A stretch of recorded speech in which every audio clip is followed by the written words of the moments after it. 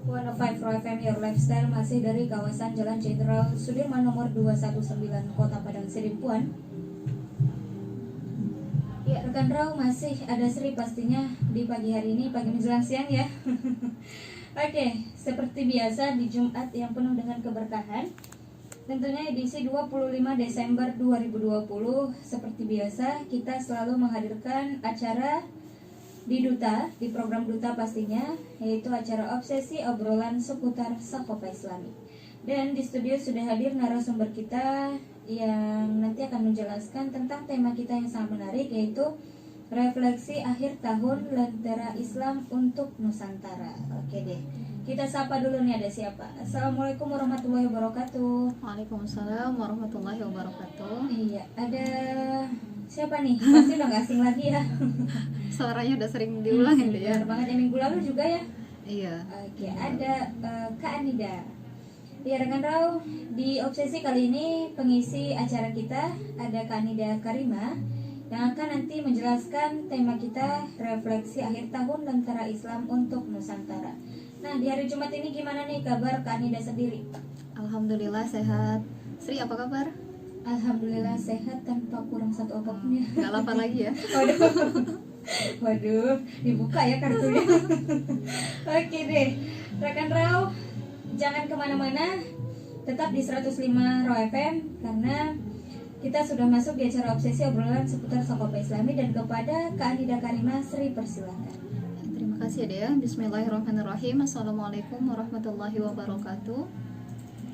Alhamdulillahirabbil alamin wahdahu wassalatu wassalamu ala asrofil anbiya wal mursalin wa ala alihi washabbihi ajmain. Allahumma shalli ala Muhammad wa ala ali Muhammad. Pada hari ini masih Allah perkenankan untuk bertemu meskipun melalui udara ya. Jadi tidak ketemu langsung, tetapi insyaallah kita tetap mengkaji Islam. Apa yang saya sampaikan pada hari ini insyaallah semakin membuka pemikiran kita bahwa Islam itu adalah jalan untuk memperoleh rahmat dan keselamatan dunia dan akhirat gitu ya. Dan apalagi dengan kondisi kita yang sudah berada di akhir tahun, kita berharapnya ada refleksi, ada cross check ya selama 1 tahun ini, apakah memang sudah menuju perbaikan atau tidak, dan jikalau memang ada sesuatu hal yang belum tepat, maka apa yang harus kita lakukan, kan gitu ya, Dek. Serta salawat dan salam yang berlafazkan Allahumma sholli ala Muhammad wa ala ali Muhammad. Rasulullah sallallahu alaihi wasallam pernah bersabda, takunu nubuwatu fikum masyaallahu an takun summa yarfa'uha idza syaa yarfa'aha summa takunu khilafatan ala minhajin nubuwah fatakunu masyaallahu an takun summa yarfa'uha idza syaa yarfa'aha summa takunu mulkan 'adhan fatakunu masyaallahu an takun summa yarfa'uha idza syaa yarfa'aha summa takunu mulkan jabariyatan fatakunu masyaallahu an takun summa yarfa'uha idza syaa yarfa'aha summa takunu khilafatan ala minhajin nubuwah summa sakata. Jadi dari hadis itu Rasul sampaikan bahwa akan ada 5 fase di tengah-tengah kalian. Fase yang pertama adalah sistem kenabian gitu ya, dan dia akan tetap ada jika Allah berkehendak untuk mengadakannya, dan Allah akan mengangkatnya jika Allah berkehendak untuk mengangkatnya. Kemudian ada sistem kehilafahan yang mengikuti metode kenabian. Kemudian Allah akan tetap mengadakannya jika Allah berkehendak, dan Allah akan mengangkatnya jika Allah berkehendak untuk mengangkatnya. Nah, fase ini sudah lewat, fase kenabian di masa Rasulullah. Kemudian fase kehilafahan yang mengikuti metode kenabian juga sudah lewat gitu ya. Dan kemudian mulkan 'adhan, yang masa-masa kepemimpinan yang diktator gitu. Kemudian apa yang di hadis itu disampaikan, dia akan tetap ada jika Allah berkehendak untuk mengadakannya, dan Allah akan mengangkatnya jika Allah berkehendak untuk mengangkatnya. Nah, setelah fase itu kata Rasul ada mulkan jabarian. Jadi mulkan jabarian itu kerajaan atau bukan kerajaan ya, tapi kepemimpinan yang menggigit gitu ya, dan dia akan tetap ada jika Allah berkehendak untuk mengadakannya, dan Allah akan mengangkatnya jika Allah berkehendak untuk mengangkatnya. Kemudian kata Rasulullah di fase yang kelima, summa takunu khilafatan ala minhajin nubuwah, kemudian ada sistem kekhilafahan yang mengikuti metode kenabian. Kemudian apa yang disampaikan oleh Rasulullah setelah itu, summa sakata, kemudian Rasul diam. Jadi tidak ada fase setelah itu. Nah, jadi di fase mana kita saat ini gitu ya? Apakah memang sudah di fase kekhilafahan? Rasanya belum, karena kekhilafahan mengikuti metode kenabian itu berarti layaknya khulafaur rasyidin gitu ya. Tapi apakah itu yang terjadi sekarang? Rasanya belum. Nah, apakah satu fase sebelumnya, masa-masa kepemimpinan yang menggigit? Bisa jadi ya, bisa jadi tidak gitu loh ya. Tapi kalau kita lihat dengan kondisi sekarang, rasa-rasanya berada di fase itu. Nah, gitu ya. Jadi kalau kita lihat setelah masa ini gitu ya, maka Rasulullah pernah menyampaikan dari salah satu bisyarah, dalam bisyarahnya kalau kita lihat nanti di hadis riwayat Ahmad ya, ditemukan dalil yang tadi. Nah jadi mudah-mudahan ya kita menjadi orang-orang yang bersungguh-sungguh untuk merealisasi apa yang telah dijanjikan Allah, sebab Allah adalah satu-satunya zat yang tidak akan pernah menyalahi janji gitu ya. Nah jadi pada hari ini kita membahas tentang refleksi akhir tahun ya, Lentera Islam untuk Nusantara. Sebenarnya judul ini kita angkat karena memang sudah di akhir tahun ya Dek ya, tinggal 6 hari lagi ya, jadi ikut-ikutan gak fokus nih ya. Jadi tinggal 6 hari lagi biar selesai tahun ini ya. Kalau dipikir-pikir cepat banget ya, 2020-nya habis, udah mau masuk 2021. Nah jadi apa yang sudah terjadi selama 1 tahun ini bagi seorang muslim tidaklah dia biarkan begitu saja, dan bukan juga diperingati dengan malam tahun baru dan yang lainnya, bukan itu peringatannya, tetapi cross check gitu ya, kita refleksikan apakah memang sudah penuh dengan ketaatan kita selama 1 tahun ini atau belum. Dan kemudian di refleksi akhir tahun ini kita ngangkat judulnya Lentera Islam untuk Nusantara. Jadi kalau dibilang lentera itu sumber cahaya gitu ya, atau misalnya sumber bahasanya penerangan gitu ya. Jadi kalau kita lihat dari kondisi bahasanya lentera berarti ada sesuatu hal yang gelap nih, sehingga butuh untuk diberikan cahaya gitu ya. Nah Nusantara yang akan diberikan cahaya, nah, kan begitulah berarti sekira-kira judulnya, Lentera Islam untuk Nusantara. Jadi apakah memang benar Islam itu akan menjadi cahaya yang akan menghangatkan Nusantara yang tengah beku saat ini, ataukah mungkin akan menjadi cahaya yang akan menyinari yang menurut kita kondisi Nusantara sekarang penuh dengan kegelapan ya kan gitu. Nah jadi kalau kita lihat untuk membuktikan kondisi tadi ya, untuk menutup perjalanan kita di tahun 2020 sebenarnya banyak hal yang membuat kita menghela nafas ya, bilang miris, kemudian juga menyayat hati dan yang lainnya lah gitu ya. Selain dengan kondisi adanya pandemi, kemudian juga di akhir tahun ini kita juga disentakkan dengan adanya tragedi pembunuhan terhadap 6 orang anggota FPI ya, yang sekarang ini masih diusut gitu kan. Dan itu masuk dalam kategori tindakan kriminal yang luar biasa karena banyak sekali buktinya. Ada yang ditembak dari jarak dekat kalau pernyataan keluarganya ya, kemudian ada yang kayak bekas diseret, kemudian ada juga bekas kayak dibakar dan yang lainnya. Jelas ini sesuatu hal yang memiriskan hati gitu loh. Kalau kata Abdul Somad, mereka itu bukan anak kucing ya, anak kucing pun nggak mungkin kita perlakukan begitu gitu ya, apalagi lah manusia gitu. Nah jadi itu yang satu fakta yang sangat menyentakkan kita lah di akhir tahun ini. Dan kemudian ada juga fakta ya, yang di mana seorang ulama yang dipenjarakan hingga munculnya aksi pembelaan pada tanggal 18-12 ya, pada beberapa hari yang lalu. Dan sebelum itu ada juga berbagai catatan buruk yang terjadi, misalnya gelombang besar PHK akibat pandemi. Nah ini sudah menjadi rahasia umum gitu ya. Lalu juga ada angka pasien yang terinfeksi COVID-19, dan juga dari angka yang terinfeksi COVID ini ternyata banyak sekali kematian yang terjadi gitu ya. Angka kematiannya sangat tinggi. Kemudian ada juga kasus yang kayak pekan lalu kita bahas, sejumlah ibu yang membunuh anak kandung karena stres. Kemudian ada juga di tahun ini siswa yang bunuh diri karena pelajarannya terlalu berat menurut dia gitu ya. Kemudian tingginya angka gugat cerai dan kasus kekerasan di rumah tangga ini juga makin meningkat selama pandemi. Lalu juga kasus kriminalitas yang semakin banyak. Nah kalau ini tadi sempat searching ya, ternyata kalau kita bahas di Sumatera Utara saja untuk sampai bulan Juni 2020 itu sangat tinggi sekali angka kriminalitasnya. Misalnya kayak pencurian itu dalam sepekan ya, untuk pekan ke-23 berarti di sekitaran bulan Juni di tahun 2020 itu naik sampai angka pencurian itu 68,61%. Jadi kalau kita tambah lagi ke 6 bulan berikutnya hingga hari ini gitu ya, berarti berapa banyak lagi tuh naiknya angka pencuriannya gitu ya. Kemudian juga perjudian itu juga naik ya sampai 2 kali lipat katanya. Kemudian narkotika di bulan Juni itu juga, khusus untuk pekan ke-23-nya saja itu kasus narkotikanya naik sampai 649 kasus di Sumatera Utara saja. Belum kita bicara di provinsi yang lain gitu. Jadi kalau kita lihat ya, kriminalitas itu sangat meningkat sekali. Bahkan untuk hal-hal yang sepele pun banyak sekali. Kalau kita lihat angka mutilasi, pembunuhan yang lainnya, ini jauh lebih parah gitu loh dari tahun-tahun sebelumnya gitu ya. Kemudian juga korupsi yang dilakukan oleh beberapa menteri, udahlah kondisi pandemi gitu ya, masih dikorupsikan juga ya sampai tasnya. Tapi kan yang dikorupsikan cuma 1.000 rupiah gitu kan. Tapi kalau dikali berapa banyak bantuan itu, jelasnya ini sesuatu hal yang salah sebenarnya gitu ya. Bukan karena sedikit atau banyak ya, tapi karena mencurinya. Jadi jelas itu adalah sebuah kesalahan besar, apalagi kalau dalam pandangan Islam itu kalau dari segi korupsi. Nah kalau kita lihat lagi akhir-akhir ini juga banyak pembangunan untuk bangunan sekolahan, kemudian kayak toilet untuk sekolah, kemudian pembangunan jembatan, infrastruktur lah yang angkanya itu juga sangat fantastis. Masa untuk bangun satu jembatan yang terbuat dari bambu anggarannya sampai 200 juta gitu ya. Dari mana itu angkanya gitu ya, bambu loh gitu ya, sampai miliaran dan segala macam. Jadi, tapi ini banyak yang terjadi di sekitar kita. Nah ini membuktikan bahwa kondisi kita sedang tidak baik-baik saja gitu. Jadi dari atas sampai ke bawah semuanya kena. Bahkan kalau kita lihat kasus yang di Nias kemarin itu pun kan bansosnya tidak sampai ke masyarakat secara utuh gitu ya. Jadi ada banyak persoalan.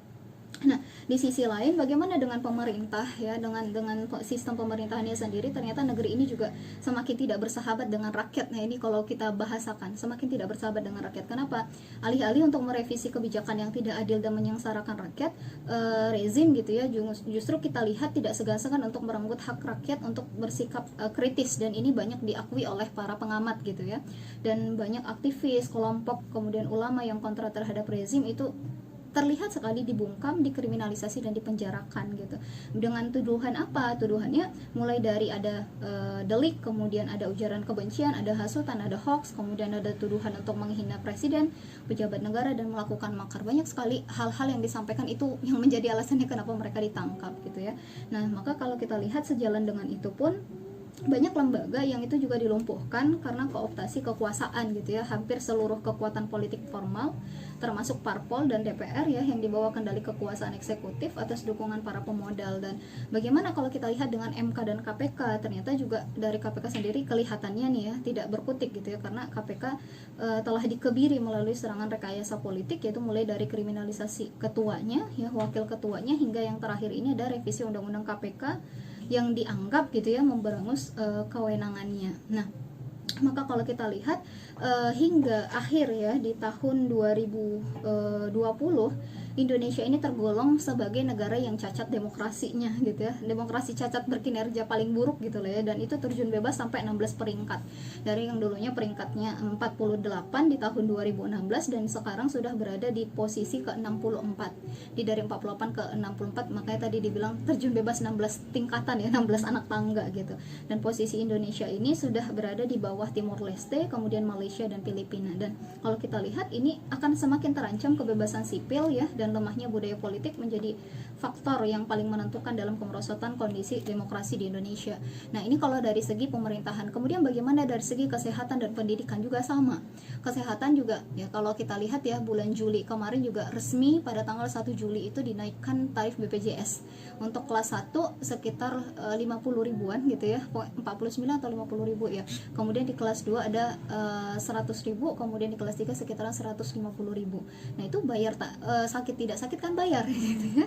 Nah, kemudian bagaimana dengan angka kesehatan kita juga stunting. Jadi kalau Sri pernah mendengar istilah stunting, stunting itu kondisi di mana pertumbuhan generasi itu terganggu. Jadi banyak penyebabnya adalah karena gizi buruk, dan di Sumatera Utara saja itu sampai 30% gitu loh.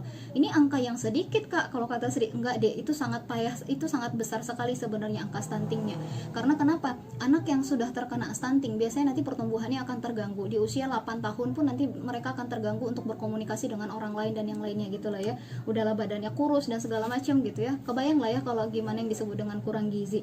Nah, pada akhirnya kalau generasi yang dibiarkan begini saja, otomatis kan nanti gimana nih masa depannya gitu loh. Jadi semeraut nggak? Sangat semeraut sekali gitu loh ya. Belum lagi kalau kita berbicara tentang kekayaan alam, ini masih yang terlihat di mata kita saja loh, masih banyak yang lainnya.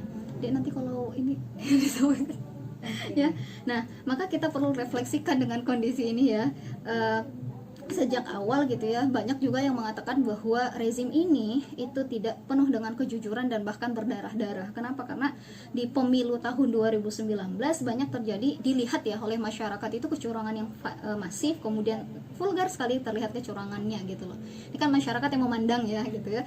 Nah kemudian adanya politik uang, kemudian mobilisasi anggota kabinet dan birokrasi di pusat dan daerah, kemudian persekusi dan kriminalisasi tokoh dari bagian oposisi gitu ya, kemudian pemanfaatan anggaran, fasilitas negara dan yang lainnya. Dan yang paling menyedihkan kalau kita lihat ya, meskipun sekarang ini banyak kita temukan di media sosial, pilih satu dapat dua, itu lagi ini ya, sama-sama tahu saja lah ya maksudnya apa gitu.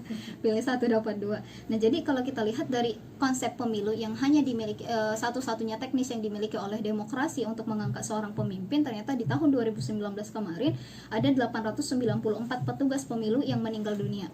Kalau dilihat apa alasannya, kelelahan. Ya mungkinkah gitu ya, ya anggap saja lah mungkin, tapi kan itu ya. tapi kan itu fakta gitu loh, yang seharusnya kita kuak juga gitu ya. Dan laporan Komnas HAM pada Oktober 2019 ya mengungkap dari demonstrasi usai Pilpres di bulan Mei-nya telah merenggut 9 nyawa ya. Dari demonstrasi itu kemudian ada 465 orang yang ditangkap, kemudian dari 465 orang yang ditangkap itu 74 diantaranya itu anak-anak dan 32 orang lainnya dinyatakan hilang gitu loh, dilaporkan hilang.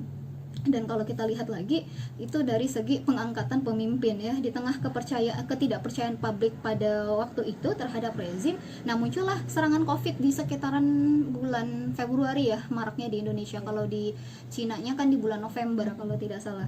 Nah jadi muncul serangan Covid di awal Februari, dan ini semakin ternyata membuka kelemahan rezim dan sistem demokrasi yang mengurusi rakyat. Yang seharusnya kan penguasa itu hadir untuk mengurusi rakyat, faktanya mereka tidak melakukan itu gitu loh. Tidak ada karantina wilayah, tidak menyuplai kebutuhan rakyat secara selama pandemi, kemudian juga sarana dan layanan kesehatan banyak yang dirasakan oleh masyarakat masih kurang gitu ya. Kemudian dilema pendidikan, apakah mau pakai BDR, belajar dari rumah atau belajar dari sekolah gitu ya. Dan kasus pasien yang terpapar COVID itu juga semakin bertambah. Nah ini pada akhirnya kan menyebabkan ketidakpercayaan masyarakat gitu loh. Bahkan ini yang terakhir ada berita tentang reshuffle kabinet ya. Jadi ini dikutip dari salah seorang analis politik sosial ya, sosial politik dari UNJ, Ubaidillah Badrun, yang dia bilang begini, rasa-rasanya reshuffle kabinet yang dilakukan sekarang itu belum menyentuh akar, yang seharusnya di reshuffle malah tidak di reshuffle. Nah ini kata beliau gitu ya, Ubaidillah Badrun tadi. Jadi beliau itu menyoroti ada 3 kementerian yang seharusnya ini harus dievaluasi gitu loh. Kementerian di bagian investasi, kemudian di bagian pendidikan gitu ya, kemudian di bagian keuangan. Nah jadi kenapa dia menyoroti ketiga hal ini? Yang pertama, bagian investasi itu investor tuh makin banyak loh kita suruh masuk ke negara kita gitu ya. Nah tapi faktanya tidak mengurangi kemiskinan, tidak, justru malah menaikkan angka kesejahteraan di tengah-tengah masyarakat, malah PHK makin besar-besaran gitu ya. Nah kemudian di sisi yang lain dari ada istilah GDS ya, GSP. Mungkin kalau Sri bukan anak ekonomi agak bingung juga nih, tapi istilahnya begini deh. Ada perjanjian internasional yang dilakukan oleh Amerika Serikat terhadap beberapa negara berkembang. Jadi dia secara unilateral, bukan multilateral ya. Nah jadi hanya ada beberapa. Jadi dari GSP ini kondisinya akan ada perdagangan yang berupa pembebasan tarif biaya masuk ke negara Amerika Serikat gitu ya. Dan itu dilakukan dari tahun 1974. Kalau di Indonesia sekitaran 1970-an ya kalau tidak salah mengikutinya. Nah jadi kalau kita lihat di situ ternyata kondisinya kan digadang-gadang nih, kalau sudah ikut GSP tadi otomatis produk yang ada di Indonesia bisa nanti diekspor langsung ke Amerika tanpa adanya biaya masuk dan biaya keluar gitu ya. Nah kalau kita lihat secara sekilas kan enak lah, nanti pengusaha kelas kecil ini bisa menyalurkan barangnya ke sana gitu ya dengan gampang. Tapi ternyata coba kita lihat yang digadang-gadang ke masyarakat hanyalah seolah-olah masuknya investor akan menaikkan UMKM. Tapi persoalannya bukan hanya UMKM loh yang penggerak ekonomi kita. Nah masyarakat memang diberikan hak untuk boleh ekspor ke sana, tapi siapa pengusaha yang lebih besar? Yang pada akhirnya kalau masyarakat mungkin hanya bisa ekspor tas, ekspor sendal, ekspor sepeda, yang lainnya tuh gimana gitu loh. Jadi kekayaan alam kita pun, sumber daya alam kita bisa juga diekspor ke sana. Coba bayangin kalau sudah kekayaan alam yang diekspor ke sana gitu ya, tanah-tanahnya dibawa ke sana gitu loh ya. Nah jadi kalau kita lihat di sini, benar nggak untuk masyarakat saja, ya kan? Nah, kalau kita lihat ya apa yang dikoreksi sama Ubaidillah Badrun ya jelas, investor makin banyak tapi toh rasanya tidak makin mensejahterakan, justru malah usaha masyarakat banyak yang gulung tikar malah gitu kan, karena mereka dipaksa bersaing dengan kapitalis kelas kakap. Bayangkan nih dek, kita mau buka usaha, kita kan modalnya terbatas, kita harus saingan dengan orang yang sudah modalnya itu 5 triliunan gitu loh, 500 triliun, bisa nggak kita saingin? Nggak akan bisa gitu loh ya. Makanya di sini perlu seharusnya ada peran negara gitu. Nah kemudian dari segi kenapa tidak dikoreksi di Kementerian Pendidikan katanya, karena sampai sekarang pun masih gaduh juga, ini konsep pendidikannya gimana selama pandemi. Udah mau selesai nih tahun 2021, adik kita udah nerima rapot malah gitu ya. Banyak yang bilang nilainya nilai corona malah gitu kan. Nah karena ternyata apa, fasilitas di tengah-tengah masyarakat tidak mumpuni, negara tidak siap untuk memfasilitasi masyarakatnya gitu loh. Bermasalah nggak kalau kita sekolahnya dari rumah pakai internet dan segala macam? Sebenarnya itu nggak akan bermasalah kalau negara memang memainkan peran sebagai pelayan rakyatnya, memfasilitasi rakyatnya gitu, bukan malah rakyatnya disuruh beli handphone sendiri, beli sinyal, cari sinyal sendiri, beli paket sendiri. Ini kan bermasalah gitu. Dan apalagi memang dari segi kurikulum, bayangkan berarti dalam setahun ini gimana sih pendidikan yang didapat oleh masyarakat. Dari segi kurikulum masih gaduh juga, ini kurikulum daruratnya yang mana gitu loh, sampai sekarang yang mana sih yang masuk kualifikasi kurikulum darurat.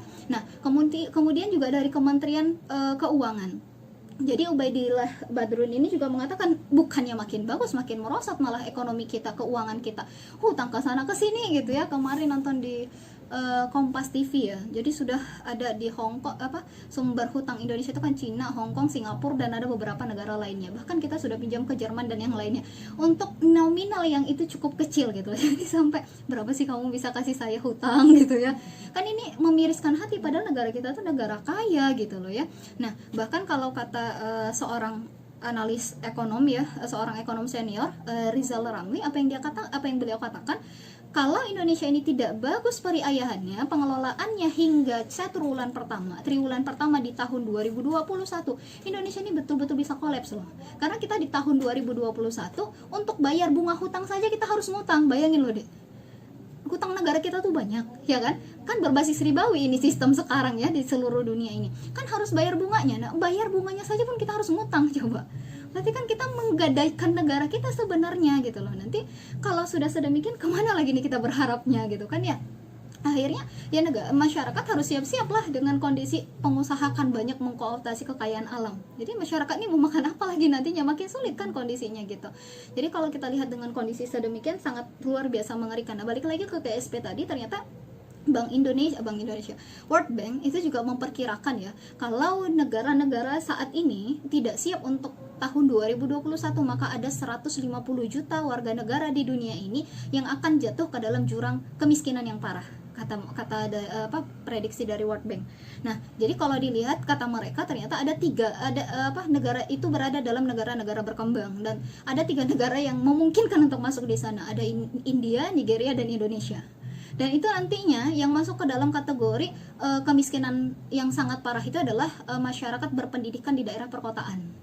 Jadi mereka kan akan, kalau kita lihatnya, bakalan banyak yang lebih di PHK lagi dong Kak. Iya, bakalan banyak pengusaha yang gulung tikar. Iya, makin banyak gitu loh, karena tadi lihat kondisi negaranya seperti apa gitu ya. Nah jadi ini yang sangat kita lihat ya dengan kondisi sekarang. Makanya kita tadi bahasnya dengan kata-kata lentera, jadi ada cahaya gitu ya. Kalau kita lihat dengan kondisi negara sekarang ya pastinya kan sangat terlalu banyak persoalan gitu loh. Dan apakah ini hanya di Indonesia? Nyatanya tidak, di negara lain juga sedemikian kok, ya kan, di negeri-negeri lain begitu juga. Cuma yang kita soroti di negara kita karena kita hidup di sini gitu ya. Nah, maka bagi seorang pemuda muslim, apa kata ulama di Mesir ya, katanya kalau seorang pemuda muslim itu tidak ada ruh untuk merubah dalam dirinya ya, maka matinya lebih baik daripada hidupnya. Jadi kalau kita sebagai seorang pemuda nggak cuma sekedar oh iya kasihan ya kondisinya begitu, tapi apa yang harus kita lakukan berarti harus ada perubahan gitu loh, karena setiap kita akan dimintai pertanggungjawaban. Dan itu juga lah yang sebenarnya kalau kita lihat di masa Rasul pun, Rasul kan melihat begitu banyak kerusakan di Makkah, kriminalitas itu di mana-mana. Ayah bisa aja tuh ngebunuh anak perempuannya baru lahir, ya kan, kayak Umar bin Khattab, dia bunuh anak perempuannya hidup-hidup. Karena kenapa? Ketika mereka mendapati kabar bahwa istrinya melahirkan anak perempuan, malu besar. Makanya dikabarkan di dalam Al-Quran itu wajahnya akan merah padam menahan kemarahan, saking malunya mereka dengan anak perempuan. Kalau sekarang banyak nggak, jangankan yang perempuan, yang laki-laki pun anaknya dibunuh juga gitu ya. Nah kemudian kriminalitas dari segi kezaliman yang dilakukan kepada orang yang lemah juga banyak. Kalau mau mengkritisi penguasa pada masa itu juga dizolimi gitu ya. Kemudian di sisi lain ekonomi bagaimana, banyak terjadi kecurangan. Kayak kita lihat di Quran surah Al-Mutaffifin itu juga turunnya kan di Makkah. Wailul lil mutaffifin, tentang hardikan Allah terhadap orang-orang yang berlaku curang. Ketika dia yang menimbang maka dia mengurangi timbangan, kemudian ketika dia yang diberikan barang yang ditimbang maka diminta untuk dilebihkan. Kemudian bagaimana riba dan yang lainnya. Nah maka di situ kan Rasulullah menghayati, merenungi gitu loh, apa yang terjadi di Makkah pada saat itu ya. Itu nggak bisa dibiarkan begitu saja. Maka Rasulullah pun kemudian beruzlah gitu ya, pergi ke Gua Hira, bukan hanya sekadar untuk menenangkan diri, tetapi berpikir bagaimana melakukan perubahan di tengah-tengah masyarakat Makkah. Karena harus ada nih yang melakukan perubahan gitu loh ya. Karena yang menjadi korban keganasan sistem pada masa itu bukan cuma 1-2 orang, tetapi ya skala negaranya. Karena pada waktu itu Makkah itu adalah negara gitu ya. Nah, maka mengawali lembaran baru ya, catatan umat di tahun 2021 ini, akankah cerita buruk itu akan kita tuliskan kembali gitu ya. Dan jika kita ingin segera keluar dari kondisi buruk tadi, maka tinggalkanlah aturan yang telah menimbulkan malapetaka tersebut. Dan kita lihat ya, sumber masalahnya bukan hanya pada sosok penguasanya gitu. Ini poin yang pertama. Sumber persoalan dari semua kerusakan tadi itu bukan hanya berada pada sosok penguasanya saja, melainkan pada sistem politik pemerintahannya. Nah ini mungkin kita akan bahas sedikit tentang demokrasi ya. Jadi kalau kita lihat apakah demokrasi itu sistem politik yang ideal? Nah ternyata tidak. Jadi demokrasi itu meskipun ya diyakini oleh beberapa pihak akan berpihak kepada kepentingan rakyat karena dideklarasikan sebagai sistem hukum yang berasal dari kehendak rakyat gitu ya, dan dijalankan untuk kepentingan rakyat yang penguasanya sendiri juga diangkat oleh rakyat gitu kan ya. Nah nyatanya sejak sistem ini dilahirkan, kehidupan dunia tidak pernah aman dan sejahtera. Jadi kalau kita flashback ke sejarah ya Dek ya, demokrasi itu berasal pada abad ke-5 sebelum Masehi yang dicetuskan oleh Klastes ya kan, lebih tuir dari Plato ya kan, gurunya Plato dan Socrates ya. Socrates itu muridnya Plato, Plato itu gurunya yang itu lagi gitu ya. Sangat luar biasa jauhnya, jadul ya kalau kita bilang, sangat jadul sekali, sudah tidak berasal dari dalam negeri kita. Kemudian juga sudah terlalu ya orang dulu banget gitu ya, sebelum Rasulullah hadir, bahkan sebelum Nabi Isa lahir gitu ya, sudah ada teori tentang demokrasi ini. Tapi sejak itu lahir hingga sekarang tidak pernah memberikan kesejahteraan bagi masyarakat. Nah, tidak ada satu negara pun di dunia ini, termasuk negara adidaya gitu ya, Amerika, yang menggunakan demokrasi itu menorehkan tinta emas peradaban, nggak pernah gitu loh. Jadi ini seharusnya membuka mata kita, benar nggak demokrasi ini sistem yang tepat gitu kan ya. Nah, dan bahkan tidak pernah menjadikan suatu peradaban yang beradab gitu loh. Karena kenapa? Coba lihat, yang membolehkan LGBT itu demokrasi kan ya. Jadi itu beradab nggak? Beradab kan. Beradab dari mana coba ya kan. Jadi kalau kata Ustadz Ismail Yusanto, katanya demokrasi itu suara rakyat, suara Tuhan ya kan. Nah demokrasi mempersilahkan adanya LGBT. Jadi Tuhan yang mana yang bolehkan LGBT katanya gitu.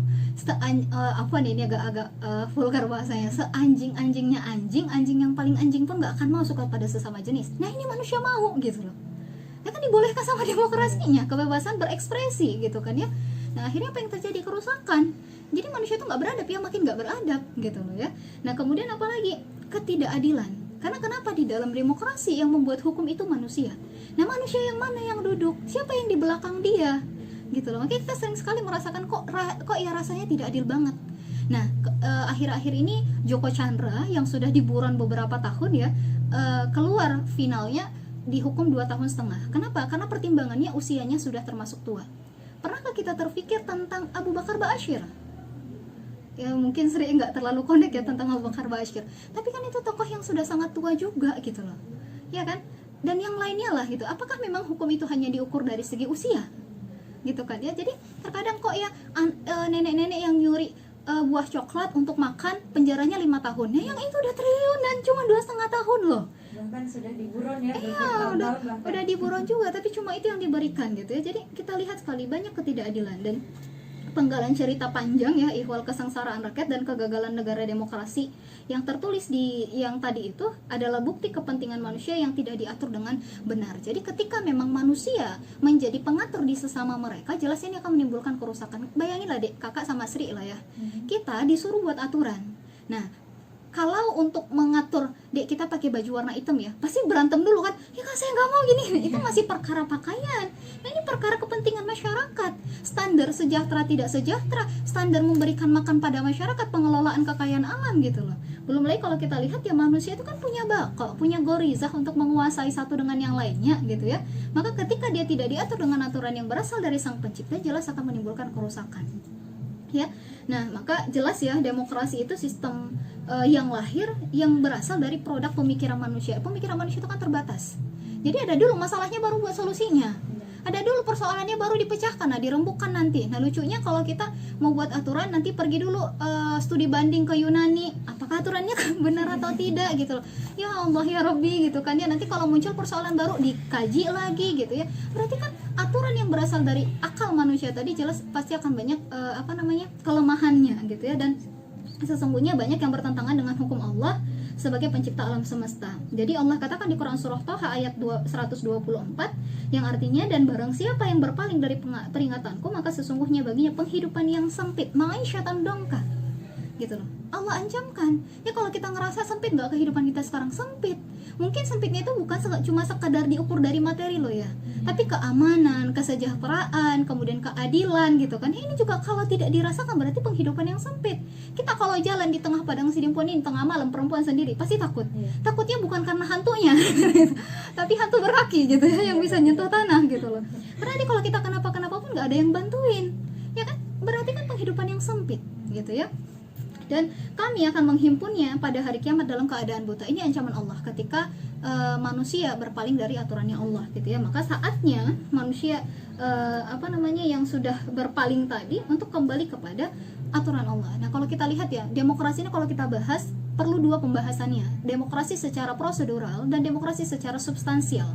Kalau secara prosedural, demokrasi itu punya prosedur gitu ya untuk mengangkat pemimpinnya lewat voting, suara terbanyak. Nah, salah nggak kak? Nggak salah, karena ini teknis. Yang bermasalah dari demokrasi adalah substansinya. Nah, di mana demokrasi menjadikan manusia sebagai pembuat hukum, ya kan? Manusia sebagai pembuat hukum. Nah, kita kalau kembalikan ke posisi manusia itu sendiri, ternyata manusia itu terbatas, lemah, dan membutuhkan sesuatu hal yang lebih kuat dari dia. Maka tidak layak seharusnya manusia diatur oleh manusia gitu loh, ya kan? Nah, belum lagi kalau kita lihat karena biaya demokrasi yang begitu mahal, pada akhirnya orang yang duduk di kursi panas yang mereka pikirkan apa, balikin modal. Ya kan? Kemudian kalau kita lihat lagi kondisinya ya, mereka akan menandatangani berbagai kebijakan yang sesuai dengan orang yang memberikan dia modal di awal. Kayak wajar pada akhirnya kok ya gitu banget penguasa kita. Ya kan, siapa yang berada di balik dia? Makanya kalau kita lihat, apa nggak cukup gaji menterinya 50 juta per bulan? Kayaknya kalau gaji kita dikumpulin berapa tahun tuh deh gitu. Apa nggak cukup gaji menterinya 50 juta per bulan? Ternyata demokrasi menjadikan mereka orang yang rakus gitu kan ya. Dan pada akhirnya memang akan tersistemik begitu saja. Maka di dalam demokrasi tidak akan pernah hilang korupsi, karena demokrasilah yang melahirkan korupsi itu. Dia yang menyebabkan biaya pemilunya mahal, kemudian melibatkan orang-orang yang punya modal gitu kan ya, dan pada akhirnya ya kekayaan alam yang seharusnya diperuntukkan untuk rakyat bukan lagi kepada rakyat, tetapi hanya untuk segelintir orang. Nah ini kerusakan yang sangat terjadi. Nah kemudian kita bandingkan dengan Islam, boleh nggak manusia itu membuat hukum? Ternyata apa yang Allah katakan, inil hukmu illa lillah, tidak ada yang berhak membuat hukum kecuali hanyalah Allah. Maka wajar ketika hukum yang dibuat itu memang menyelisihi aturannya sang pencipta, jelasnya akan menimbulkan kerusakan. Kita aja persoalan kecil ya dek, Allah katakan makanlah makanan yang halal daging toyib. Coba kalau kita makan yang nggak toyib, kan bisa bikin sakit perut, ya kan? Nggak bagus makanannya gitu, nggak sehat makanannya, bisa bikin sakit perut. Itu perkara kecil, apalagi perkara negara. Kayak tadi, kenapa hutang kita jadi banyak gitu ya? Karena kita nggak pakai aturan Allah, kita pakai aturan buatan manusia, sistem ribawi gitu loh. Sejak keruntuhan daulah khilafah, kemudian kita disuruh memerdekakan diri gitu kan ya, dan pada akhirnya ketika kita memerdekakan diri yang duduk bersama dengan penjajahnya sendiri, kita dijajah sama Belanda, pas BPUPKI kita duduk bersama juga malahan sama Belanda gitu ya, lucu ya kan. Kemudian nanti untuk mendapatkan pengakuan secara internasional kita masuk ke PBB, kemudian di dalam PBB ada klausul yang harus disepakati, ikut perjanjian internasional dalam artian perdagangan bebas dan yang lainnya. Nah kemudian diberikan hutang luar negeri. Nah dengan hutang luar negeri yang berbasis ribawi itu pula lah yang pada akhirnya kita sampai sekarang tidak akan bisa melunasi hutangnya, ya kan, sudah berbasis ribawi gitu loh. Jadi sangat merusak sekali sistem demokrasi ini gitu ya. Jadi apa yang harus kita lakukan ya, mengembalikan lentera itu kepada negara kita, menyinari kembali negeri kita yang sudah sangat buram sekali dengan kondisi ini gitu ya. Dan itu kita lihat bagaimana di dalam Islam dulunya, pertama ada mindset yang dimiliki, apakah oleh pemimpinnya, oleh masyarakatnya. Nah jadi kekuasaan itu ya, kekhilafahan itu memastikan dan menjamin setiap kebutuhan rakyat itu terpenuhi, dan mekanisme pemenuhan ekonomi rakyat itu ditetapkan dengan kewajiban bekerja pada pria dewasa yang mampu gitu ya, dan mereka diwajibkan menafkahi istri dan anak keluarganya. Ini mindsetnya. Dan bagaimana negara? Nah negara akan menjamin gitu ya penyediaan lapangan kerja gitu ya, dan bagi rakyat yang tidak mampu maka diperintahkan untuk kerabatnya atau tetangganya untuk membantu, dan jika tidak ada kerabat atau tetangga yang mampu maka negara lah yang akan memfasilitasi. Dan kalau kita lihat lagi, bagi rakyat yang tidak memiliki modal untuk usaha maka negara yang akan memberikannya gitu loh. Ini untuk memastikan kalau di dalam negeri itu tidak bermasalah gitu ya. Dan kekhilafahan ya, negara Islam itu tidak akan tidak akan menjadikan hutang luar negeri sebagai pemasukan negara, karena mereka akan menjadi alat penjajahan gitu loh. Ya kalau kita lihat dengan adanya hutang luar negeri ini yang pada akhirnya menyebabkan kita harus tunduk kepada pemberi hutang gitu ya. Dan akhirnya kalau kita lihat dari kondisi itu, ekonomi masyarakat yang akan digoncang. Kalau di dalam Islam ya, sumber pendapatan itu berasal dari pengelolaan kekayaan alam yang dilakukan secara mandiri, seperti sumber yang lainnya gitu ya. Misalnya ada ghanimah, ada kharaj, ada zakat gitu ya. Dan tadi juga sempat baca, ternyata kalau misalnya kita kembali ke dalam konsep Islam, bisa loh kita hidup di negara ini tanpa pajak. Jadi sumber pendapatan negara kita itu nggak mesti harus pajak. Ini persoalannya kan, pajak itu senantiasa ditingkatkan. Kenapa? Disesuaikan dengan jumlah hutang. Karena bayar hutangnya nanti lewat pajak yang dikumpul gitu kan ya. Sedangkan kekayaan yang lebih besar kan dinikmati oleh para pemilik modal. Nah, kalau misalnya pajak ini kita hilangkan gitu ya, gantinya yang mana dong Kak? Ya kata Sri. Ya banyak, kekayaan alam itu kan akan dikelola oleh negara, bukan dikelola oleh segelintir orang. Kemudian ada ghanimah, ada kharaj, ada zakat dan yang lainnya, ada infak, ada sedekah, ada wakaf, dan masyarakat itu memang didorong untuk saling peduli gitu loh. Ya kan, didorong untuk saling peduli. Jadi di dalam itu akan tertata kehidupan yang dibangun atas dasar ketakwaan individu. Gitu ya, ketakwaan individu, dan pada akhirnya sistem yang menerapkan Islam tadi akan memiliki kontrol sosial di tengah-tengah masyarakat. Jadi masyarakat itu nggak cuma sekedar memikirkan dirinya saja, tetapi akan memikirkan orang-orang di sekitarnya gitu loh ya. Nah maka kita lihat ya, kalau kita lihat kondisi negara kita sekarang yang sudah carut marut sekali, banyak kriminalitas dan yang lainnya, maka kita sangat butuh Islam untuk mencerdaskan itu. Ya, bukan berarti nanti mencerdaskannya berarti kan kita pakai hukum sanksinya hukum Islam saja ya Kak ya. Kalau ada pembunuhan hukumannya balik bunuh. Nggak cuma sekedar itu, karena kita juga butuh pendidikan yang mengajarkan kenapa kita harus berislam gitu loh ya. Nah kenapa harus hukumannya itu? Nah kemudian mengantisipasi adanya orang yang akan mencuri misalnya. Kenapa diantisipasi? Ya orang mencuri karena lapar, ya kan, lapar karena nggak ada lapangan pekerjaan gitu loh. Jadi negara mengantisipasi itu semua. Makanya sistem Islam itu nggak bisa cuma dikooptasi satu saja. Kayak sekarang nih, sistem ekonomi Islam itu lagi marak-maraknya mau dipakai, semua pakai label syariah, ya kan, hotel syariah, karaoke syariah, swalayan syariah, bahkan mungkin nanti kolam syariah juga ada gitu ya. Nah kenapa? Karena dianggap memang masyarakat sudah semakin sadar nggak mau pakai riba. Tapi persoalannya nggak bisa cuma sekedar itu gitu loh. Bank diganti jadi bank syariah, pegadaian ganti jadi pegadaian syariah, tapi esensinya, dasarnya belum dirubah, maka tetap saya tidak akan bisa kaum muslimin masuk ke dalam Islam secara kafah. Tetap ya bakalan bergulir dengan kondisi ketidakjelasan gitu loh ya. Jadi yang harus kita lakukan ya, kalau tadi juga salah satu contohnya gimana cara kita melunasi hutang kita yang sudah banyak ke luar negeri itu. Nanti kalau misalnya kita memang menerapkan Islam di negara kita hitung balik nih, hutang negara ini berapa, ribanya berapa, yang kami bayar berapa, udah lunas hutang kami kan gitu. Tapi kalau kita nggak pakai Islam, sampai kapanpun negara kita akan senantiasa bertambah hutangnya. Jadi kalau sudah hutang itu bertambah, apa yang akan tergadaikan? Kekayaan alam. Kalau sudah tergadaikan kekayaan alam, siapa nanti yang akan menghidupi masyarakat ini? gitu kan ya. Yang pada akhirnya yang muncul apa, kalau bisa bekerja, bisa bertahan hidup ya silahkan, tapi kalau nggak bisa bertahan hidup ya nggak usah hidup. Ya beberapa kementerian, beberapa petinggi juga pada akhirnya kan kemarin tuh sempat juga ngomong kayak gini, nggak, harga cabai mahal, silahkan tanam cabai sendiri, gitu kan ya. BPJS mahal, jangan sakit, nggak bisa gitu loh. Itulah fungsi keberadaan negara, yang seharusnya negara itu meriayah. Nah kalau kita dilihat di masa Islam, itu semua dipastikan. Dan standar di dalam Islam, masyarakat itu dikatakan sejahtera bukan karena banyaknya pabrik, bukan karena banyaknya PDB, produk domestik brutonya, bukan, tetapi bagaimana kebutuhan masyarakat secara individu memang terpenuhi gitu ya. Jadi itu yang harus terpenuhi betul.